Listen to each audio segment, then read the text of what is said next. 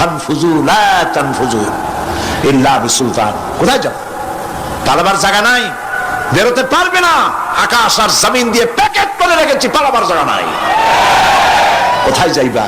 জুলুমের হাত যত আছে করতে থাকো, আর আল্লাহ রাব্বুল আলামিন দেখতেছেন।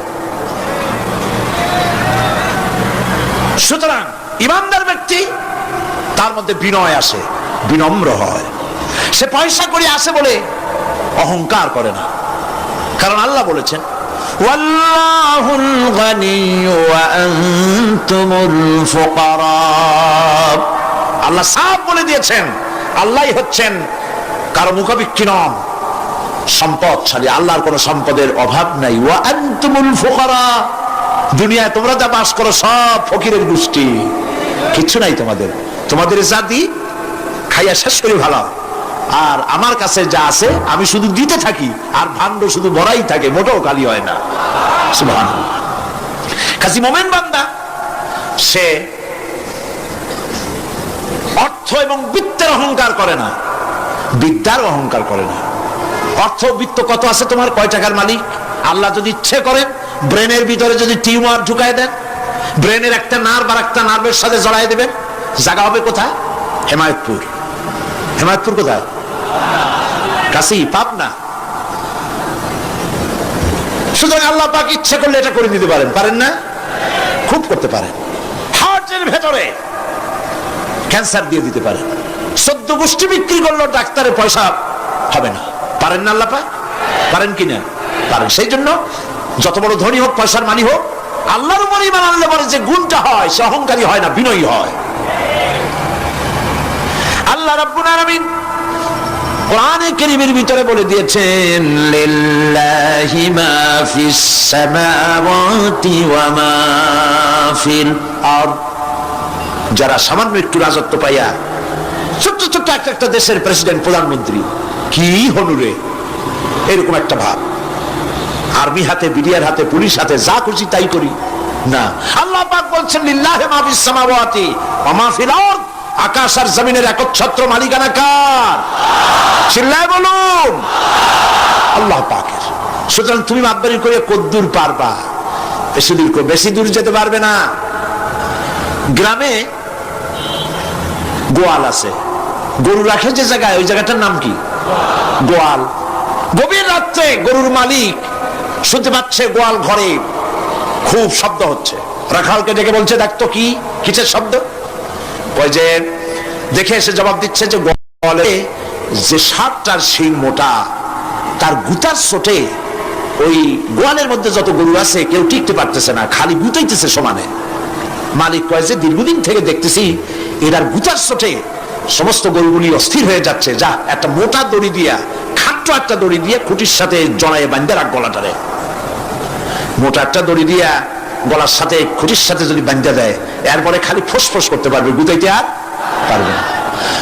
ঠিক অনুরূপ ভাবে কোন জনপদ থেকে, কোন দেশ থেকে যখন দেশের মানুষেরা, যখন দেশের নিরস্ত্র মানুষেরা, গরিব মানুষেরা যখন আল্লাহর দরবারে গভীর রাত্রে ফরিয়াদ তোলে, আল্লাহ জুলুমে অত্যাচারে জর্জরিত হয়ে গেলাম, মার খেতে খেতে শেষ হয়ে গেলাম, অত্যাচারে অত্যাচারিত হচ্ছি, চিৎকার মারতে থাকে, আল্লাহ পাক তখন তার নজর দিয়ে দেখেন। আল্লাহ তো দেখতেই থাকেন সব সময়ের জন্য।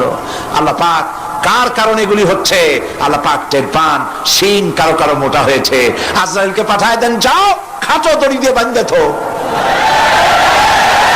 খাটো দড়ি কোনটা বুঝছেন? 3 হাত। 3 হাত কবর কোনটা? খাটো দড়ি দিয়ে বাঁধতে থো। সুতরাং কত বড় বড় রাজা বাদশা ক্ষমতা এলো, মানুষের উপরে জুলুম করলো, আল্লাহ পাক তার ইন্তেকাম নিয়েছেন। সেই আল্লাহ এখন আর নাই, নাউজুবিল্লাহ। সে আল্লাহ আছেন কিনা? পূর্ণ শক্তিতে বহাল কিনা? হুয়াল হাইয়ুল কাইয়্যুম। এমন অবস্থা নয় যে বাংলাদেশে কি হচ্ছে আর আল্লাহ টের পাচ্ছেন না। কি বলেন? আল্লাহ রাব্বুল আলামিন বলেন, লা তাখুযুহু সিনাতুন ওয়ালা নাওম। ঘুম নাই, তন্দ্রা নাই। কার? ঘুমানো না, তন্দ্রাও যান না। তন্দ্রা কারে কয়? জি, ঝিমটি জিমানি যাই বলেন আপনারা বুঝে নিয়ে, ওই যে বসে বসে এরকম করে, আল্লাহ ওরকমও করেন না। ঘুমো নাই, তন্দ্রাও নাই। হযরত মুসা আলাইহিস সালাম বলছিলেন যে আল্লাহ তুমি নাকি ঘুমাও না। মুসা আলাইহিস সালাম তো খুব আদরের নবী, আল্লাহ পাকের খুব আদরের নবী, দারুণ আদর। আল্লাহ পাক বলছেন মুসা আমি তোমারে আমার জন্য বানাইছি। সুবহানাল্লাহ। কোরআন শরীফে আছে আল্লাহ পাক বলছেন মুসা আমি তোমারে আমার জন্য বানাইছি। তোমাকে যখন তোমার মা দরিয়ায় ভাসায় দিয়েছিল আমি তোমার বাক্সর দিকে তাকাইছিলাম। সুবহানাল্লাহ। আল্লাহ যদি বলেন আমি তাকাইছিলাম, সুবহানাল্লাহ। তোমারে আমার জন্য বানাইছি।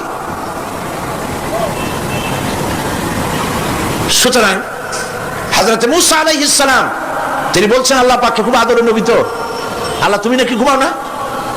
আল্লাহ কয় তুমি বিশ্বাস করো না। হযরত মুসা আলাইহিস সালাম বললেন আল্লাহ অবশ্যই বিশ্বাস করি, তবে বুঝি না বিষয়টা কি, বুঝি না কেমনে না ঘুমাই পারে, বুঝি না। আল্লাহ আচ্ছা ঠিক আছে, তুমি যখন বিশ্বাস করছো তখন আর অসুবিধা নেই, বিশ্বাস না করলে মুসিবত ছিল। পয়গম্বর মানুষ তাকে তো বলতেই হবে বিশ্বাস করি, তবে বুঝি না। আল্লাহ কয় ঠিক আছে বিশ্বাস যখন করো আমি বুঝাই দেবো। নিয়ে আসো এক গ্লাস পানি, এক গ্লাস পানি নিয়ে আসলে দাঁড়ায় থাকো। মুসা আলাইহিস সালামকে আল্লাহ বললেন পানি নিয়ে দাঁড়ায় থাকো, আর ঘুমের আল্লাহ করলেন মুসারে যাও। মুসা আলাইহিস সালামের ঘুম এসে গেল। ঘুমের আমেজে হাতটা শিথিল হয়ে গ্লাসটা পড়ে ভেঙে চুরমার হয়ে গেল। হযরত মুসা আলাইহিস সালাম ভয় পেয়ে গেলেন। আল্লাহ পাক শোনাই দিলেন ভয়ের কোনো কারণ নাই, একটা পরীক্ষার জন্যই দিলাম, তোমার বোঝার জন্যই দিলাম। তুমি যেমন এক গ্লাস পানি নিয়ে, একটা গ্লাস নিয়ে এক মুহূর্ত দাঁড়াতে পারলে না, ঘুম আসলো আর হাত থেকে পড়ে গ্লাসটা ভেঙে গেল। মুসারে তুমি বুঝে নাও, তুমি জেনে রাখো তাম সৃষ্টি জগৎ তোমার আল্লাহ আল্লাহ রব্বুল আলামিনের হাতের মুঠার মধ্যে রয়েছে। আল্লাহ রব্বুল আলামিন যদি ঘুমায় যান, এই পৃথিবীর আকাশ এবং জমিনের সব ট্রাফিক কন্ট্রোল আল্লাহ পাক নিজেই করেন। যদি তিনি ঘুমায় যান সব শেষ হয়ে যান। বাংলাদেশে কি হচ্ছে, পৃথিবীর কোথায় কি হচ্ছে তা আল্লাহ দেখছেন না? চিল্লায় বলো দেখছেন না? সে আল্লাহ রব্বুল আলামিন তিনি পরিষ্কার করে বলছেন যারা নাকি মুমিন বান্দা তারা অহংকারী হয় না, ক্ষমতায় থাকুক ক্ষমতায় না থাকুক কোন অবস্থাতেই অহংকারী হতে পারে না। আল্লাহ পাক শুনাই দিয়েছেন যারা অহংকার করে তাদেরকে পরিষ্কার করে বলেছেন ওয়ালা তামশি ফিল আরদি মারহান ইন্নাকা লান তাখরিকাল আরদা ওয়া লান তাবলুগাল জিবালা তুলা ওয়ালা তামশি ফিল আরদি মারহান। খবরদার আমার জমিনের উপরে অহংকারের পদে বড় হেঁটো না। দেখছেন না কত আছে অহংকার করে হাঁটে, জমিনের উপরে জুতা পাই দিয়ে মচ মচ করে হাঁটতে থাকে। ওয়ালা তামশি ফিল আরদি মারহা ইন্নাকা লান তাখরিকাল আরদা। তুমি কি তোমার পদাঘাত দিয়ে আমার জমিনটারে ভাগায় দিতে পারবা? বলেন পারবে? যদি শক্তি থাকে দাও লাথি, তোমার ঠ্যাং ভাঙবে, মাটির কিচ্ছু। ওয়ালান তাখরিকাল আরদা মা, তুমি আমার এই জমিনটাকে ধসাই দিতে পারবে না। আর ওয়ালান তাবলুগাল জিবালা তুলা, আর পাহাড়ের উচ্চতা লাফ দিয়ে তুমি ছাড়াই যেতে পারবে না। আমার জমিনও ফাটাইতে পারবে না লাথি দিয়া, লাফ দিয়ে পাহাড়ের উচ্চতাও ছাড়াইতে পারবে না। তো এত লাফাও কেন? কম লাফাও, শক্তি কম দেখাও। আল্লাহ রাব্বুল আলামিন আবার বলেন وعباد الرحمن الذين يمشون على الأرض هونا। আল্লাহর বান্দা যারা, সত্যিকারের বান্দা যারা, তারা দুনিয়ার বুকে বিনয়ের সাথে হাঁটে, মাথা নিচু করে বিনয়ের সাথে হাঁটে। সুবহানাল্লাহ বিহামদিহি। তুই আল্লাহর প্রতি ঈমানের সবথেকে বড় লাভ হচ্ছে আত্মমর্যাদা সম্পন্ন বানায়। ঈমান তাকে বিনয় এবং বিনম্র বানায়, অহংকারী বানায় না। আর অহংকার করে তুমি যাবা কই? কদ্দুর ক্ষমতা তোমার? আল্লাহ কোরআন শরীফের বহু আয়াত দিয়ে এই কথাগুলি বলেছেন। আর এটা গেল 2। 3 নম্বরে আল্লাহর উপরে ঈমান আনার, আমি কি বলতেছি বলেন তো দেখি, ফায়দা। আল্লাহর উপরে ঈমান আনার 3 নম্বরের ফায়দা হলো মুমিন ব্যক্তির মধ্যে বীরত্ব এবং নির্ভীক ভাব তার মধ্যে এসে যায়, সে নিজে মুজাহিদ, সে বীর, সে কাপুরুষ নয়। সুবহানাল্লাহ। আল্লাহর উপর ঈমানের কারণে বীরত্ব এবং নির্ভীকতার প্রশিক্ষণ তার মধ্যে তৈরি হয়ে যায়। কারণ মানুষের সবচেয়ে বড় ভয় হলো মৌতের। বলেন তো দেখি, বড় ভয় কিসের? বলেন সবাই। আর যারা বললেন না তারা, তাদের মৌতের কোনো ভয় নেই। মৌতের ভয় আছে কিনা? আছে। কিন্তু ভয় করে যাবেন কই? ভয় তো সেইটারে করা যায় যেটাকে ভয় করে এড়ানো যায়। এখন মৃত্যুকে ভয় করে আপনি কি এড়াইতে পারবেন? পারবেন? আল্লাহ পাক বলছেন মুমিন নির্ভীক হবে, বীরত্বে পরিপূর্ণ হবে, কাপুরুষ হবে না, মৌতের ভয়তে পালায়ে বেড়াবে না। আল্লাহ পাক বলছেন কুল ইন্নাল মাউতাল্লাযীনা তাফিররুনা মিনহু ফাইন্নাহু মুলাকীকুম। মরণ থেকে পালাও তুমি, মরণ তোমায় লইবে ঘিরি, যদিও সুদূর আকাশ পানে, লুকাও সেথায় লাগিয়ে সিঁড়ি। এ মহারোগের চিকিৎসক নাই, নাই সে ঔষধ জগতে, খুঁজিয়া কাতর হইলে কি হবে, পারিবে না তারে ফিরাতে। মৃত্যু যখন তোমার এসে যাবে, তোমাকে মৌতের হাত থেকে কেউ রেহাই দিতে পারবে না। মৃত্যু তোমার হবেই। সুতরাং মৌত যখন হবে তখন তাকে ভয় করে তো কোনো লাভ নাই। আর মৃত্যু কোথায় হবে, কখন হবে, আমরা কেউ জানি না। জানেন? ওমা তাদরি নাফসুম বিআইয়ি আরদিন তামুত। কোন মাঠে, কোন ময়দানে কখন মৌত হবে কারো জানা নাই। এই গত নভেম্বর মাসের শেষ দিকে আমি লন্ডন সফর করেছিলাম। এক ভাইয়ের কাছে শুনলাম, আমি অবাক হয়ে গেলাম। তিনি পত্রিকা দেখে আমাকে বলেছেন, এক লোক 8 তলা থেকে 8 তলা বিল্ডিং এর ছাদের উপরে পড়ে গেছে। 8 তলা বিল্ডিং এর ছাদের উপর থেকে পড়িয়া তার কিছু হয় নাই, হাত পাও ভাঙে নাই, মরেও নাই, খালি কিছু চামড়া টামড়া ছিঁড়ে গেছে। তাড়াতাড়ি অ্যাম্বুলেন্স আসছে, অ্যাম্বুলেন্সে তাকে নিয়ে গেছে, হসপিটালে নিয়ে যাবে চামড়াগুলো সেলাই করে দেওয়ার জন্য। অ্যাম্বুলেন্সে উঠাইয়া তাড়াতাড়ি অ্যাম্বুলেন্স আসছে। দরজা যেভাবে লাগাইছে দরজাটা ভালোভাবে লাগে নাই। দেখেন না, মাইক্রোবাসে বা অ্যাম্বুলেন্সে অনেক সময় দরজা এরকম মারে, মারার পরে অনেক সময় লাগে না, যার জন্য ড্রাইভার বলে যে দরজাটা ভালো করে লাগায় নেন, ঠিক না? দরজাটা ভালো করে লাগে নাই। সামনে চলতে গিয়ে এই গাড়িটার ব্রেক কষতে হয়েছে ড্রাইভারের কোনো কারণে। যেই না ব্রেক কষেছে আর অমনি দরজা যেটা লাগছিল না ভালো করে, দরজাটা খুলে গেল। আর রুগীটা 8 তলা কাছে পড়ছিল, ওইটা ছিল পাশে, সে ছিটকে গিয়ে রাস্তায় পড়লো। আর একটা বাস সামনের থেকে এসে মাটিতে তাদের চ্যাপ্টা করে দিয়ে চলে গেল। শুনিয়া আমার মুখ থেকে বেরিয়ে গেল আল্লাহু আকবার। বলেন আল্লাহু আকবার। কি আল্লাহ পাকের কি প্রচন্ড ক্ষমতা, কি ইচ্ছা তার। মৃত্যুর জন্য সময় লাগবে, জায়গাও লাগবে, দুটো জিনিস এক হতে হবে। আল্লাহর যাকে যে মৃত্যু দিবেন, মৃত্যুর জন্য সময় এবং জায়গা দুটোর কম্বিনেশন হতে হবে। 8 তলা থেকে পড়বে ঠিক, কিন্তু মরবে না। আজরাইল অপেক্ষা করতেছে রাস্তায়, বাস আসবে যখন। 8 তলা থেকে পড়লো, অবিশ্বাস্য ভাবে লোকটা বেঁচে গেল। আর হসপিটালে তার যাওয়া হলো না, গাড়ির দরজা খুললো, রাস্তা দিয়ে পড়লো, আজরাইল দ্রুত তার কাম সেরে চলে গেল। সুতরাং মুমিন ব্যক্তি আল্লাহর উপর ঈমান আনার কারণে দুর্জয় মনোবল সৃষ্টি হয়। কাপুরুষ জীবনে কয়েকবার মরে। সাইকেলের টায়ার বাস্ট হয়েছে শুনে বেহুশ হয়। তারপরে ট্রাকের টায়ার বাস্ট হয়েছে শুনলে কানের তারা ফেটে যায়। বোম বাস্ট হয়েছে আওয়াজ শুনে হার্ট ফেল করে। পাতিশিয়ালের ডাক শুনলে কোনো হুঁশই থাকে না। এই হচ্ছে কাপুরুষদের কাজ। আর ইমানদার, ইমানদার ব্যক্তি এগুলি পরোয়া করে না। তার জানা আছে যে আমার নির্ধারিত সময়ের এক মুহূর্ত আগে আমার মৌত হবে না। তো মৌত যখন আমার জন্য অবধারিত, দুনিয়ায় আসছি যখন, মৌত যখন হবেই, সেই মৌত বিড়ালের মতো হোক তা কি চান? পাতিশিয়ালের মতো হোক তা কি চান? আমি তো বলি যে বিড়ালের মতো 500 বছর বেঁচে থাকার কোনো লাভ নাই। সিংহের মতো 5 মিনিট বাঁচুন। মির্জাফরের মতো 50 বছর বেঁচে থাকায় লাভ নাই। খালিদ বিন ওলীদের মতো, সিরাজউদ্দৌলার মতো বেঁচে থাকুন।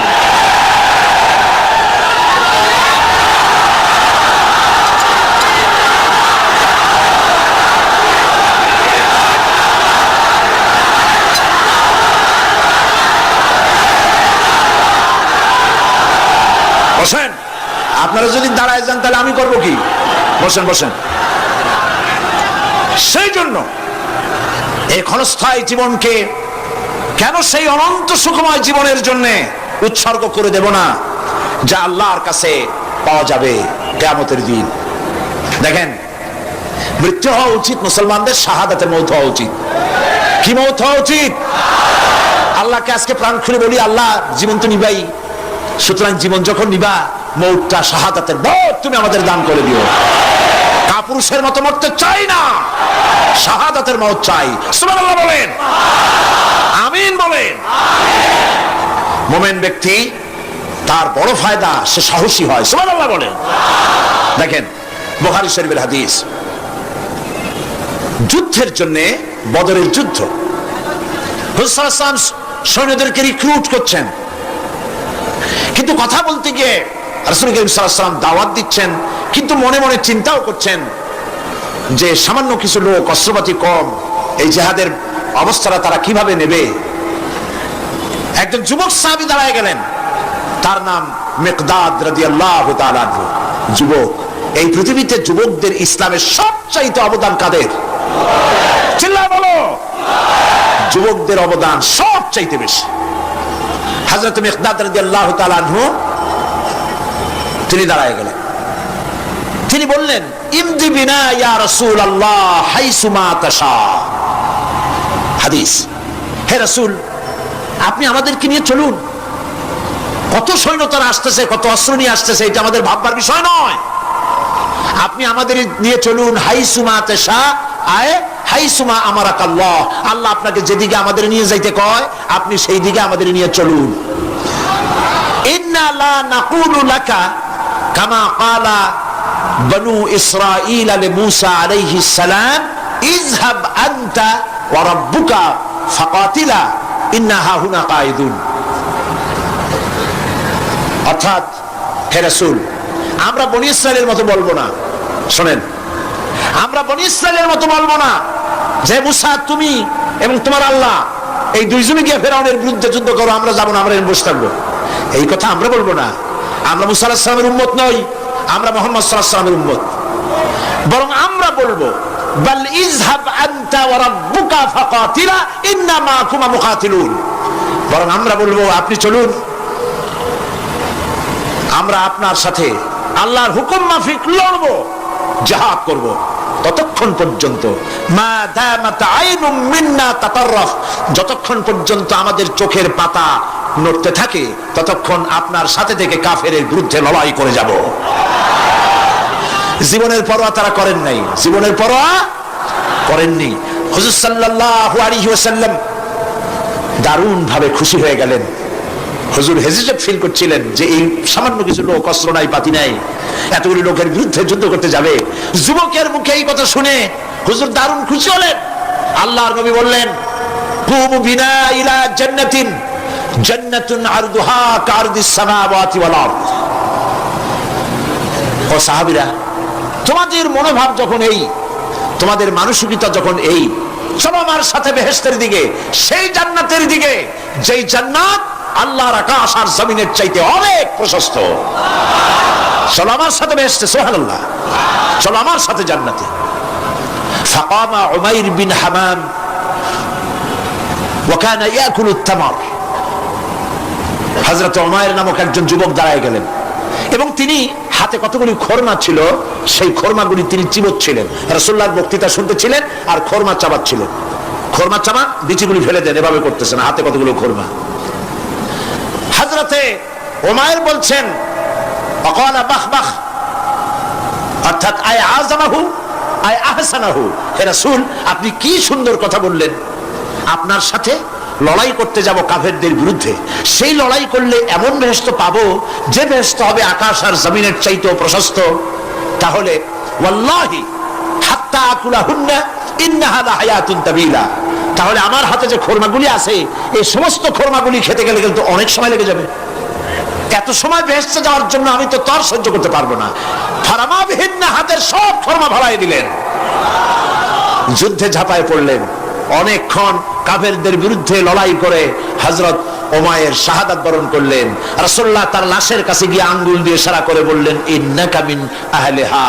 উমাইর, তুমি যেই বেহেশতে যাওয়ার জন্য খরমাগুলি খাওয়ার সময় পাচ্ছিলে না, তাড়াতাড়ি করে খরমাগুলি হাত দিয়ে ফেলে দিয়েছিলে, আমি আল্লাহর রাসূল, আমি সাক্ষী দিচ্ছি অবশ্যই আল্লাহর সেই জান্নাত তোমার জন্য অবধারিত। মুমিন ব্যক্তি সে কখনো মৃত্যুর ভয়ে উদ্দেশ্য হাসিল থেকে চুপ করে বসে থাকে না। সে ভয় করে কেবলমাত্র কাকে? সে মৃত্যুর ভয়, মৃত্যু হবেই, এবং আমার জন্যে বিশ্বাস রাখতে হবে, আমার জন্যে যদি কোনো বুলেট এর উপরে আমার নাম লেখা থাকে, পৃথিবীর সমস্ত মানুষ আমাকে পাহারা দিয়ে সেই বুলেট থেকে আমাকে রক্ষা করতে পারবে না। আর যদি কোনো বুলেটে আমার নাম লেখা না থাকে, সারা পৃথিবীর সমস্ত মানুষ বৃষ্টির মতো গুলি বর্ষণ করলেও একটি গুলিও আমাকে বিদ্ধ করতে পারবে না। এটার নাম হলো ঈমান। এটার নাম কি? এই ঈমান পেলাম কোথায়? কোথায় পেলাম? কোরআন শরীফে। কোথায় পেয়েছি? আল্লাহ রাব্বুল আলামিন বলেন, ওয়ামা হুম বিদাররিনা বিহি মিন আহাদিন ইল্লা বিইজনিল্লাহ। একথা সুস্পষ্ট, আল্লাহর অনুমতি ব্যতিরেকে বান্দার কোনো ক্ষতি সাধন কেউ করতে পারে না। জোরে বলেন সুবহানাল্লাহ। কেউ কারো কোনো ক্ষতি করতে পারবে না। যেটা ক্ষতি যদি কিছু থাকে কিসমতে, ওটা তো মুকদ্দার ছিল, তকদির ছিল, সেটাই হবে, এর বাইরে কিছুই হবে না। সুতরাং মুমিন ব্যক্তি সে সাহসী হবে, সে কখনো চিন্তা করবে না মৃত্যুর ভয়ের। উদ্দেশ্য হাসিলের জন্য হয় শরীরের পতন, না হয় মন্ত্রের সাধন, ডু অর ডাই, সে আল্লাহর জন্য তার জীবন দিতে প্রস্তুত থাকবে। কারণ আল্লাহ রাব্বুল আলামিন বলেছেন, ইন্নাল্লাহা আশতারা মিনাল মুমিনিনা আনফুসাহুম ওয়া আমওয়ালাহুম বিআন্না লাহুমুল জান্নাহ। আল্লাহ পাক বলেন, আমি আমার মুমিনের জান আর মালকে আমি খরিদ করে নিয়েছি, বিনিময়ে আমার বান্দাকে আমার জান্নাত দান করে দিয়েছি। জোরে কোন সুবহানাল্লাহ। মুমিনের জান আর মালকে নিয়েছেন, বিনিময়ে কি দিবেন? জান্নাত দান করে দিবেন। এটা হলো মুমিনদের আল্লাহর প্রতি ঈমান আনার জন্য 3 নম্বরের কোয়ালিটি। 4th নম্বরে আল্লাহর উপর ঈমান আনলে 4 নম্বরের যে ফায়দাটা, সে ফায়দা হচ্ছে আশাবাদ এবং মানসিক প্রশান্তি। আল্লাহর প্রতি একটা নির্ভরতা এবং আশার সৃষ্টি হয়ে যায়, সে কখনো নিরাশ হয় না। কারণ একটা মানুষ পাপ করলো, চুরি করেছে, ডাকাতি করেছে, জেনা করেছে, হত্যা করেছে, শয়তানি করেছে, বদমাশি করেছে, সব করেছে, এখন শয়তান তাকে ওয়াসওয়াসা দিতে পারে। সেই জন্য আল্লাহ রাব্বুল আলামিন বলেছেন, লা তাকনাতু মির রাহমাতিল্লাহ, বান্দারে আমার রহমত থেকে নিরাশ হয়ে যেও না। আল্লাহর রহমত, বান্দা তোমার গুনাহ কতটুকু? তোমার গুনাহ যদি হয় পাহাড় সমান, আমার রহমত আকাশ সমান। তোমার গুনাহ যদি হয়ে যায় আকাশ সমান, তাহলে আমার রহমত আমার আরশে আজিমকে ছাড়াই গেছে। সুবহানাল্লাহ, সুবহানাল্লাহ বলুন। সুতরাং মুমিন বান্দার এই আশা থাকে। গুনাহ মানুষে করেই, গুনাহ করা স্বাভাবিক। আল্লাহ পাক বলেছেন, যে ব্যক্তি গুনাহ করে আর এরপরে আমার কাছে মাফ চায়, আমি তাকে ক্ষমা করে দেই, মাফ করে দিই। সুবহানাল্লাহ। সুতরাং ঈমানদার লোকদের আশা হয়, দুরারোগ্য ব্যাধি তাকে ধরেছে, সে হতাশ হবে না, মরে যাওয়ার জন্য প্রতীক্ষায় সে সময় গুনবে না, বরং তার মনের মধ্যে আশার সঞ্চার হবে, আমার রোগ আল্লাহ ভালো করে দিতে পারেন না? আমাদের জাতির পিতা কি নাম কি? হযরত ইব্রাহিম আলাইহিস সালাম। কোরআন শরীফের ভিতরে তার কথা আল্লাহ পাক কোট করে দিয়েছেন। আমাদের জাতির পিতা হযরত ইব্রাহিম আলাইহিস সালাম বলেছেন, আল্লাযী খালাকানি ফাহুয়া ইয়াহদিন। আল্লাহ তিনি আমাকে সৃষ্টি করেছেন, তিনি আমাকে রাস্তা দেখান। ওয়াল্লাযী হুয়া ইউতঈমুনি ওয়া ইয়াসকিন। আর আমি যখন ক্ষুধার্ত হই তিনি আমাকে খাওয়ান, যখন তৃষ্ণার্ত হই তিনি আমাকে পান করান। ওয়া ইযা মারিতু ফাহুয়া ইয়াশফিন। আর যখন আমি অসুস্থ হই, রোগাক্রান্ত হই, আল্লাহ রাব্বুল আলামিন তখন আমাকে রোগ মুক্ত করে দেন। সুবহানাল্লাহ। আমার রাসূল বলে, কে রোগ মুক্ত করেন?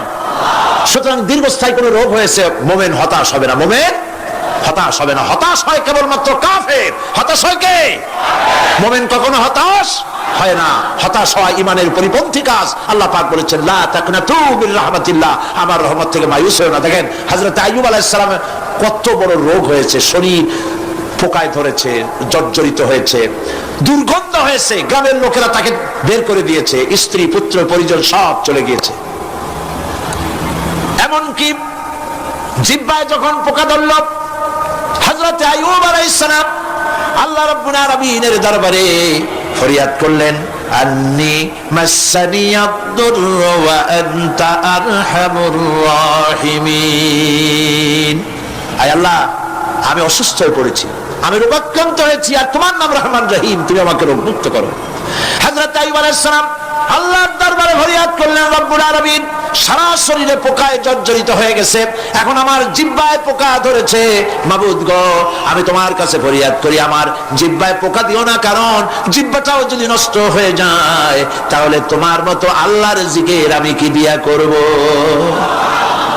হযরত আইয়ুব আলাইহিস সালাম আল্লাহ পাকের কাছে যখন এ ধরনের ফরিয়াদ জানালেন, রব্বুল আলামিন তাকে তার রোগ মুক্ত করে দিলেন, তার স্ত্রী পুত্র সব আল্লাহ রব্বুল আলামিন ফিরাইয়া দিলেন। সুবহানাল্লাহ।